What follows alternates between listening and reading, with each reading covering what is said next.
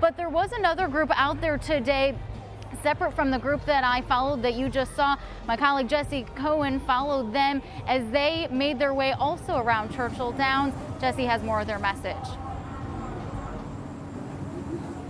Well, Tyler, we are out here live at Churchill Downs right now, and the scene behind me is very different than what we saw out here just a few hours ago. Things are quiet. There is nobody here. Roads are back open. But it was just a few hours ago that the NFAC came back to Louisville 5 weeks earlier. They were here and made a promise that they would be back in town. But when they arrived here to Churchill Downs, which they had every intention of doing, they were expected to do something a little bit different than what happened.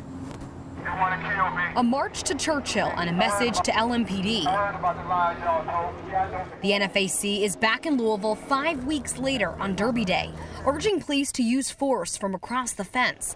But their plans at the track abruptly ended early, right before the race. And one of our concerns was we will not allow the NFAC to be sandwiched between protesters and the police. That's what Grandmaster Jay says local and state leaders promised after organizing their presence in town. If we show up without any announcement, that's like an invading force. He says protesters were not supposed to be near them at Churchill Downs, something we haven't heard from LMPD. So when I saw that happening, somebody changed the game plan.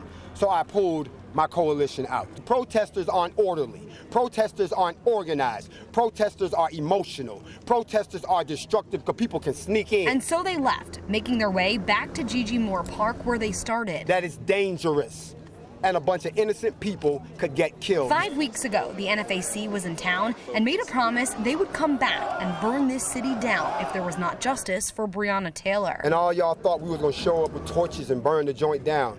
That was figurative. It meant that we would burn down something, and we burned down the wallet. During a weekend that usually brings hundreds of millions of dollars into Louisville, Grandmaster Jay says they accomplished their goals by preventing that from happening. Now, just to be clear, for some time now, LMP has been saying that today they were going to keep groups separate, but that wasn't the case here with the NFAC and those other protests. Now, we don't know if they were talking specifically about the NFAC and those other groups. So far, we have not heard anything from LMPD, but we did ask Grandmaster Jay if they had any plans of coming back here to Louisville because, like they say, justice for Breonna has still not happened. He said there's always a possibility. They were hoping to come back this time and celebrate, but for now, they are just keeping their eyes on that final decision.